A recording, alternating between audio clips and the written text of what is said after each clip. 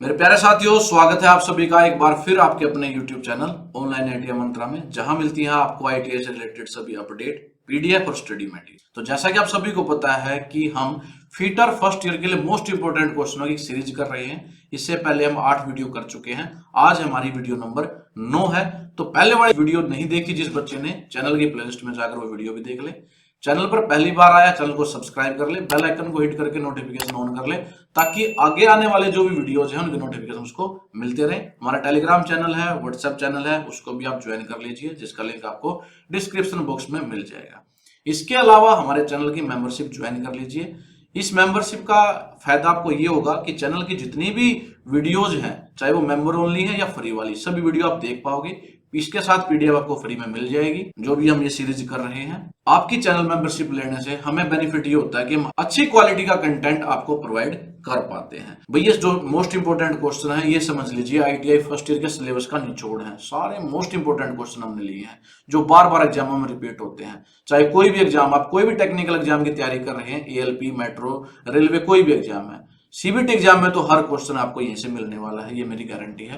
तो मन लगाकर इस पूरी सीरीज को देखो, सारी वीडियो को ध्यान से देखो, कमेंट करके बताया करो प्रत्येक क्विज का भी आंसर, और साथ ही साथ ये बताया करो आप कहां से मुझसे जुड़े हुए। जो बच्चा ज्यादा कमेंट करेगा उसको पीडीएफ में वैसे भी फ्री में उसके व्हाट्सएप नंबर पर दे दूंगा। इसके अलावा कोई कॉन्सेप्ट या क्वेश्चन समझ नहीं आता तो वो भी आप कमेंट करके बता दिया करो। अब शुरू करते हैं हमारी आज की वीडियो हमारे क्विज के क्वेश्चन से। ये लिया हमने पिछली वीडियो से, बहुत ही आसान क्वेश्चन है। पिछली वीडियो में मैंने आपको बताया था भाई, convert 1 metre into the millimetre, 1 metre को मिलीमीटर में बदलो, या सीधा ऐसे भी पूछा जा सकता था कि 1 मीटर में कितने मिलीमीटर होते हैं। ऑप्शन आपके पास है 10 मिलीमीटर, 100 मिलीमीटर, 1000 मिलीमीटर या 10,000 मिलीमीटर। इससे आसान क्वेश्चन नहीं होगा, तो सभी बच्चे इसका आंसर जरूर देना। अगर आपको इस क्वेश्चन का भी आंसर नहीं पता है तो इसका मतलब आपको भाई बहुत गहराई से तैयारी करने की जरूरत है, तो यानी कि आपकी तैयारी बहुत कम है।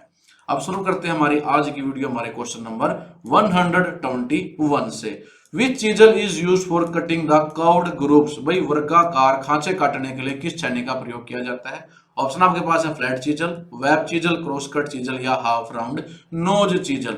तो ये भी हम बता चुके हैं पिछली वीडियोज में। अलग अलग तरह के चीजल होते हैं, उनके अलग अलग उपयोग होते हैं। यहाँ पूछा गया कर्व्ड ग्रूव काटने के लिए, वर्गाकार खांचे काटने के लिए हम कौन सी चीजल प्रयोग करते हैं, तो उसके लिए हम यूज करते हैं भाई हाफ राउंड नोज चीजल, अर्ध गोल नाक छेनी। इस क्वेश्चन का आंसर क्या हो जाएगा हमारा, डी हो जाएगा। और हमारी हाफ राउंड नोज चीजल होती है, दिखने में ऐसी होती है। यहाँ पर जो हिस्सा है इसकी वजह से इसको हाफ राउंड कहते हैं। ये आधा गोलाकार होता है भाई, नोज की तरह होता है, इसलिए इसको हाफ राउंड नोज चीजल कहा जाता है। और इसका प्रयोग किया जाता है ग्रूव काटने के लिए, खांचे काटने के लिए, किसी भी मटेरियल में। अलग अलग जो छेनी है उनके उपयोग अलग अलग होते हैं। जैसे फ्लैट चीजल है भाई, जो एक्स्ट्रा मटेरियल होता है उसको रिमूव करने के लिए काम आती है। वेब चीजल मैंने बताया था, जो ड्रिल करते हैं हम एक सीरीज में, उनके बीच में जो वेब बच जाता है, जो मटेरियल बच जाता है, उसको वेब कहते हैं, उसको रिमूव करने के लिए वेब चीजल प्रयोग करते हैं। क्रॉस कट का प्रयोग भी मेटल रिमूव करने के लिए करते हैं। यहाँ पर जो ग्रूव है उसका लिए हम करते थे हाफ राउंड नोज चीजल का प्रयोग। तो यही पूछा गया था, जो कर्व्ड ग्रूव्स हैं, खांचे हैं, उनको काटने के लिए हम हाफ राउंड नोज चीजल का प्रयोग करते हैं। डी पर क्लिक करेंगे। नेक्स्ट क्वेश्चन हमारा 122, what is the weight of the hammer used for the marking purpose. जो भाई अंकन के लिए प्रयुक्त हथौड़ा है उसका वजन कितना होता है। जो हथौड़ा या हैमर यूज किया जाता है मार्किंग के लिए, तो उस हथौड़े का जनरली जो वेट है वो कितना होता है। ऑप्शन आपके पास है 200 ग्राम, 250 ग्राम, 300 ग्राम या 450 ग्राम। तो आपने याद रखना है उस हथौड़े का जो वजन होता है वो होता है 250 ग्राम, यानी कि 250 ग्राम। तो इस क्वेश्चन का आंसर क्या हो जाएगा हमारा, बी हो जाएगा। और जनरली हम मार्किंग के लिए बॉल पिन हैमर का प्रयोग करते हैं, जिसका वेट कितना होता है 250 ग्राम। इससे हाई प्रिसिजन की मार्किंग की जा सकती है, बहुत एक्यूरेटली मार्किंग की जा सकती है, क्योंकि इतने से हथौड़े पर आप आसानी से उसको पकड़ भी बना सकते हो और उस पर कंट्रोल भी कर सकते हो। तो 250 ग्राम का थोड़ा यूज किया जाता है मार्किंग पर्पस के लिए, याद रखना है। नेक्स्ट क्वेश्चन हमारा 123, what is the effect of improper method of diagonal filing. विकर्ण फाइलिंग की अनुचित विधि का क्या प्रभाव होता है। भाई आपको जो फाइलिंग होती है अलग अलग होती है, स्ट्रेट भी करते हैं, क्रॉस भी करते हैं, डायगोनल फाइलिंग भी करते हैं।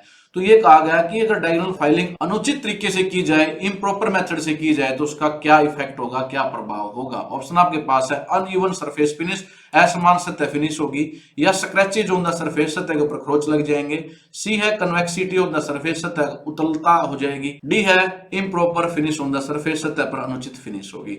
तो भाई अगर डायगोनल फाइलिंग अनप्रॉपर तरीके से की जाए तो उसका जो इफेक्ट होता है वो होता है अनइवन सरफेस फिनिश। जो सरफेस फिनिश है वो असमान हो जाएगी।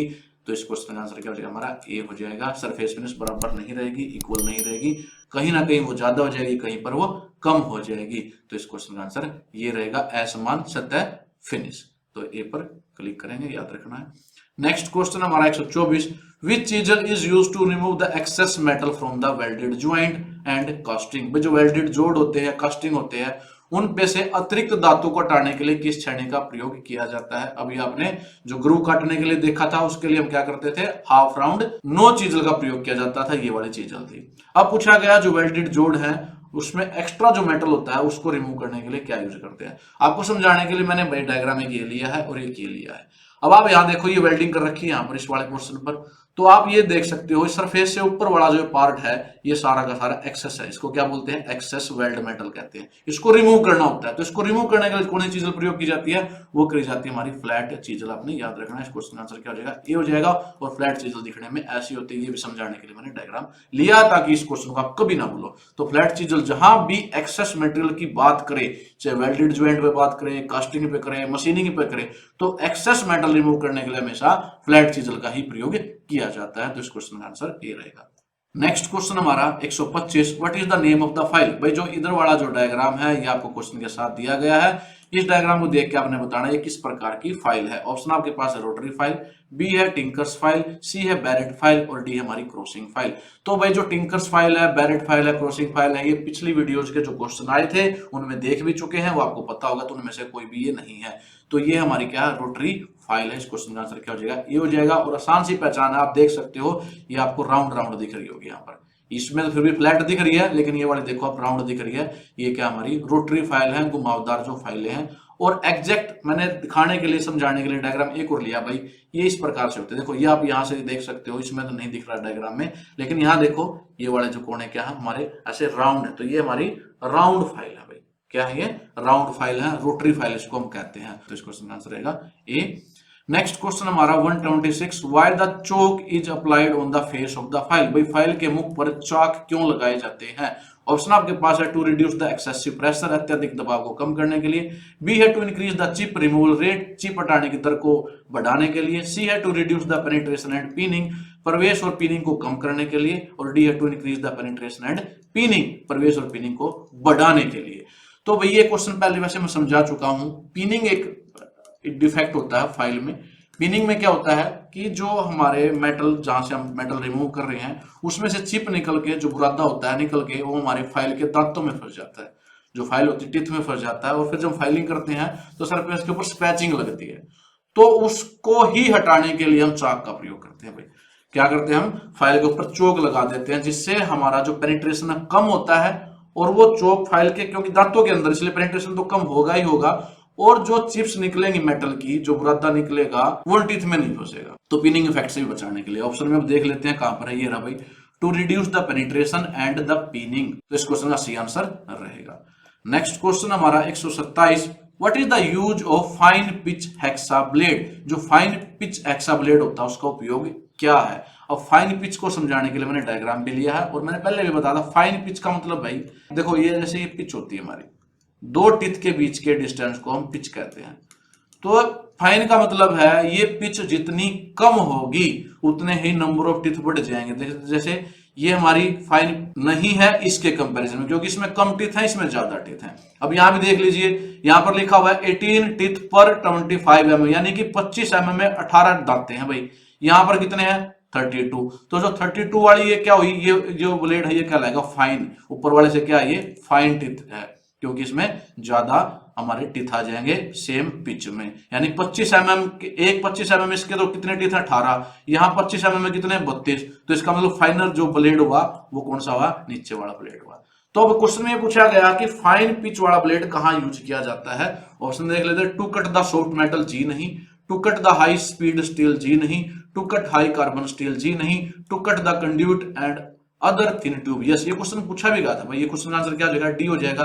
और इस क्वेश्चन का ऐसे भी पूछा जा चुका पिछली वीडियो में, भाई कंड्यूट और थिन ट्यूब को काटने के लिए किस पिच का प्रयोग किया जाता है, वहां पर अलग अलग वैल्यू दी गई थी पिच, तो वहां भी हमने फाइन पिच ही सिलेक्ट की थी, क्योंकि अगर फाइन पिच नहीं होगी, टिथ बड़े होंगे, तो जो थिन ट्यूब है, पतली ट्यूबें हैं, उनके अंदर ही वो फंस जाएगी, ट्यूब कहां चले जाएंगे, टिथ के अंदर ही चले जाएंगे, कटिंग होगी नहीं। तो जो हमारी थिन ट्यूब होती है, कंड्यूट होती है, उनको काटने के लिए फाइन पिच एक्सा ब्लेड का प्रयोग किया जाता है। इस क्वेश्चन का आंसर हमारा टी था।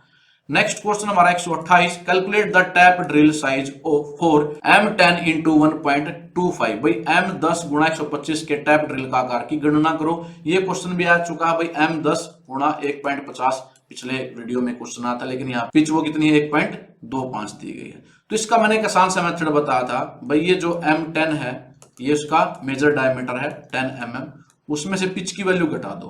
पिच कितना 1.25 है, तो 10 में से 1.25 घटा देंगे, कितना रह जाएगा हमारा, ये 5 रह जाएगा, यहाँ 7 आ जाएगा, यहाँ 9 में से 1 गया, तो ये हमारा कितना आ जाएगा 8.75 mm आ जाएगा।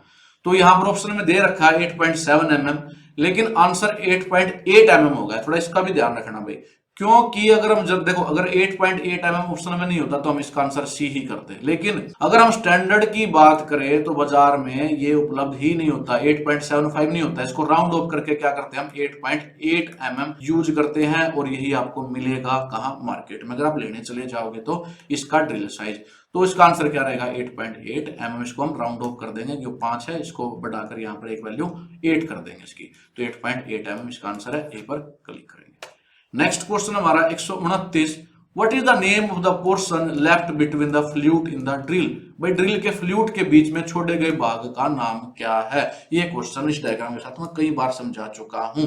ड्रिल के बीच में का जो जब ड्रिल करते हैं, जैसे यहाँ पर की हुई है, तो बीच में ये पार्ट बच गया है, इस पार्ट को हम क्या कहते हैं, ये पूछा गया है, ये आपको पता होना चाहिए, कमेंट करके बताओ क्या कहेंगे। ऑप्शन आपके पास है लिप, वेब, पॉइंट या सैंक, तो बीच में जो बच जाता है उसको क्या बोलते हैं, वेब बोलते हैं। तो इस क्वेश्चन का आंसर क्या हो जाएगा, और ये क्वेश्चन को ऐसे भी पूछा जा चुका है, इसको हटाने के लिए हम कौन सी चीजल का प्रयोग करते हैं, तो इसको हटाने के लिए, रिमूव करने के लिए हम वेब चीजल का प्रयोग करते हैं, ये वाली चीजल का प्रयोग करते हैं। तो ये क्वेश्चन अलग अलग तरीके से कई बार पूछा जा चुका है भाई कौन सी चीज का प्रयोग करते हैं इस मेटल को रिमूव करने के लिए, जो ड्रिल के बीच में बच जाता है, और जो ड्रिल के बीच में बच जाता है उसको हम क्या बोलते हैं, वेब बोलते हैं। ये इस क्वेश्चन में पूछा गया, तो बी पर टिक करेंगे। नेक्स्ट क्वेश्चन देखते हैं 130, what is the reading of the vernier bevel protector, ये बेवल प्रोटेक्टर है भाई, इसकी रीडिंग आपने बतानी है।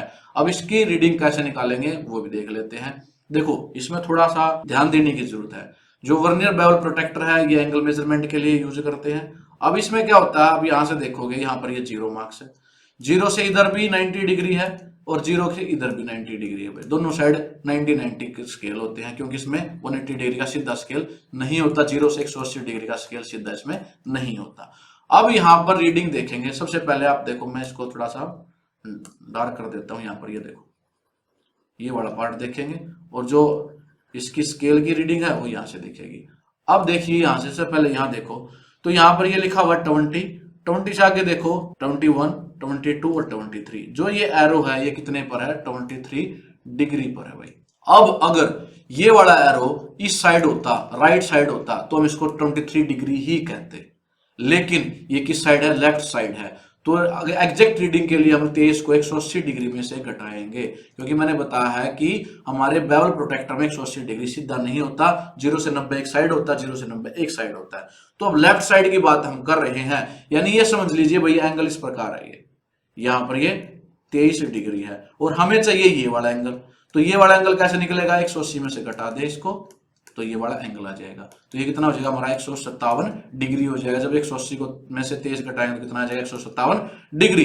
तो एक मेन स्केल की रीडिंग तो क्या होगी हमारी 157 डिग्री होगी। अब यहां पर देखो ये वाला एरो यहां पर है, ये कितने के ऊपर है 30, तो 157 डिग्री 30 मिनट इसका आंसर हो जाएगा। 30 मिनट आपको सीधे डायरेक्ट दी ही हुई है। तो इसमें सिर्फ इतना ध्यान रखना था, अगर ये जो एरो है लेफ्ट साइड है तो 180 में से घटा दो उस रीडिंग को, अगर ये राइट साइड है तो सेम रीडिंग ले लो। अब देखो 157 डिग्री 30 सेकंड कहाँ है, ये रहा भाई इस आंसर में, ये हमारा क्वेश्चन का आंसर हो जाएगा सी।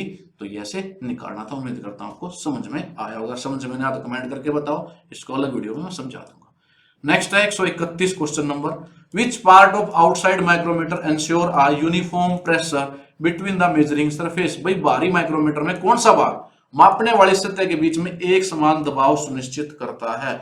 ये समझाने के लिए मैंने आपको एक माइक्रोमीटर लिया है। अब जो भी सरफेस की आपको थिकनेस निकालनी होती है या मोटाई निकालनी होती है वो यहाँ पर आता है। भाई ये मेजरिंग फेस है हमारा, ये भी मेजरिंग फेस है, ये भी मेजरिंग फेस है, तो इसके बीच में रखते हैं। तो इसको जब आगे बढ़ाते हैं तो इस क्वेश्चन में ये पूछा गया है उसके ऊपर जिसके हम मेजरमेंट कर रहे हैं यूनिफॉर्म प्रेशर कौन से पार्ट से लगता है। ऑप्शन आपके पास है एनविल, थिम्बल, स्पिंडल लॉक या रेचेट स्टॉप। तो भाई जो यूनिफॉर्म प्रेशर है वो काम होता है हमारा रेचेट स्टॉप का, और ये यहाँ पर होता है, ये सबसे पिछले पार्ट में। तो इस क्वेश्चन का आंसर क्या हो जाएगा हमारा डी हो जाएगा। रेचेट स्टॉप क्या करता है, उस सरफेस के ऊपर यूनिफॉर्म प्रेशर लगाता है। जब प्रेशर इक्वल हो जाता है, बराबर हो जाता है, एक्यूरेट हो जाता है, तो ये रेचेट स्टॉप फ्रीली घूमना शुरू कर देता है, फिर ये आगे उसके ऊपर प्रेशर नहीं डालेगा। तो ये यूनिफॉर्म प्रेशर डालने का काम किसका होता है, रेचेट स्टॉप का होता है। इसको ऐसे घुमाकर उसके ऊपर प्रेशर डालते हैं जो भी सरफेस इनके बीच में हो। तो इसको आंसर डी था।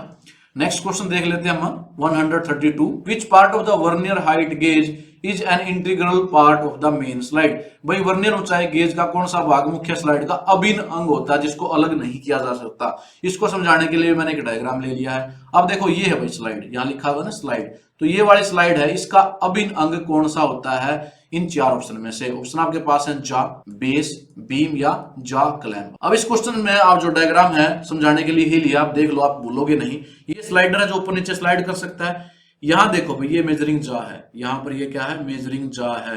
ये किसके साथ जुड़ा हुआ है, स्लाइडर के साथ ही तो जुड़ा हुआ है, इसको हम अलग नहीं कर सकते। यही पूछा गया है। इंटीग्रल पार्ट का मतलब क्या होता है, वो दोनों एक दूसरे से जुड़े हुए हैं, यानी एक ही मेटल से सेम पीस से बनाए गए, उनको अलग नहीं किया जा सकता, सेपरेट नहीं किया जा सकता, वो अभिन्न अंग है।